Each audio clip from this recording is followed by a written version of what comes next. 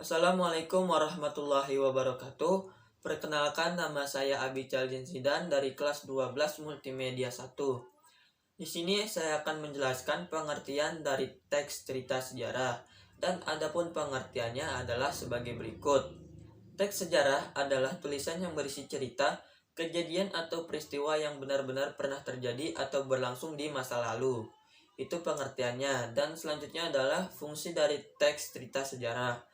Fungsinya itu tersendiri adalah yang pertama, dia memiliki fungsi edukatif, yaitu bisa dijadikan petunjuk dan pelajaran kehidupan untuk manusia dalam berperilaku. Yang kedua, fungsi rekreatif, yaitu bisa memberikan rasa gembira dan senang kepada si pembaca. Dan fungsi yang ketiga adalah fungsi inspiratif, yaitu bisa memberikan inspirasi, imajinasi, dan kreativitas untuk keberlangsungan hidup berbangsa dan bernegara menjadi lebih baik lagi. Ciri-ciri teks cerita sejarah, adapun ciri-cirinya adalah sebagai berikut. Yang pertama, dia disajikan secara kronologis, urutan peristiwa atau urutan kejadian. Yang kedua, bentuk teks tersebut yaitu teks cerita sejarah atau recount. Dan yang ketiga, umumnya sering menggunakan konjungsi temporal. Dan yang keempat, berisikan sebuah fakta yang terjadi. Oke, untuk struktur dari teks cerita sejarah, dia memiliki 3 struktur. Yang pertama, orientasi. Yang kedua, insiden atau urutan kejadian. Dan yang ketiga adalah reorientasi. Oke, untuk bagian orientasi itu sendiri, dia berisikan tentang pengenalan atau pembukaan dari teks cerita sejarah. Dan untuk di bagian insiden atau urutan kejadian, dia berisikan tentang mengenai rekaman peristiwa sejarah yang terjadi yang disampaikan menurut urutan kejadian atau waktu dari awal kejadian sampai pada akhir kejadian tersebut. Yang ketiga dan yang terakhir adalah reorientasi.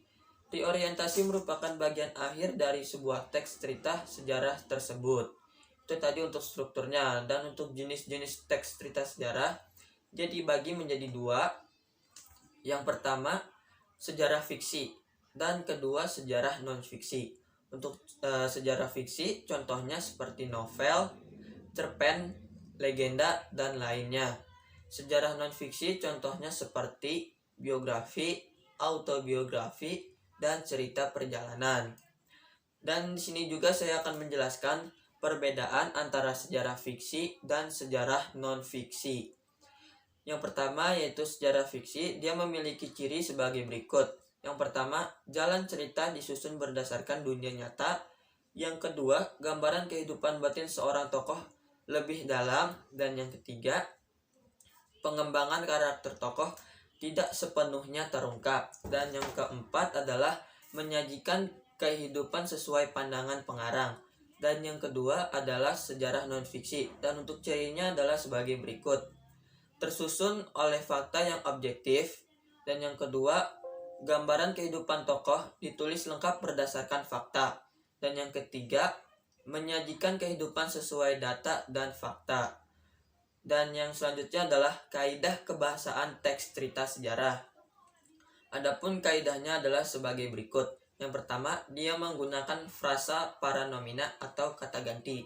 Dan yang kedua, dia menggunakan frasa adverbial, yaitu frasa yang menunjukkan kejadian atau peristiwa, waktu, dan juga tempat. Yang ketiga, menggunakan verba material, yaitu kata yang dipakai untuk menunjukkan suatu aktivitas yang memakai fisik dalam melakukannya. Contohnya seperti membaca, mendorong, melempar, dan lain sebagainya. Dan yang keempat, menggunakan konjungsi temporal, atau bisa disebut juga kata sambung waktu ini. Gunanya untuk menata urutan-urutan peristiwa yang diceritakan. Contohnya, kemudian, setelah, lalu, dan lainnya. Dan yang kelima, dia menggunakan kalimat majemuk, yaitu merupakan kalimat yang terdiri atas 2 kalimat atau lebih yang digabungkan menjadi satu. Contohnya, pada akhirnya Belanda mengakui kedaulatan Indonesia dalam konferensi yang diadakan di Den Haag. Itu tadi contohnya. Dan selanjutnya adalah langkah menyusun teks cerita sejarah. Yang pertama, kalian harus menentukan sejarah apa yang kalian ingin tulis dan kalian ingin gunakan sebagai latar dan pendukung utama dari teks cerita sejarah. Dan yang kedua, membuat kerangka sejarah terlebih dahulu dan dapat disusun secara kronologis, sebab akibat, tindakan tokoh, urutan tempat, rentetan peristiwa. Yang ketiga, mencari literatur atau sumber sejarah, buku, dan media yang relevan lainnya untuk mengumpulkan fakta-fakta tentang sejarah. Yang keempat, kembangkan menjadi teks sejarah dahulu jika diperlukan. Kemudian tuangkan sejarah tersebut dalam cerita sejarah yang kalian inginkan sesuai dengan imajinasi. Dan yang kelima, mencermati kembali teks cerita sejarah yang disusun, baik itu struktur, isi, ataupun kaidah kebahasaannya. Oke, itulah penjelasan saya tentang pengertian teks cerita sejarah dan semoga dapat dipahami dan dimengerti. Sekian, dan bila ada salah-salah kata mohon dimaafkan. Wabillahi taufiq wal hidayah. Wassalamualaikum warahmatullahi wabarakatuh.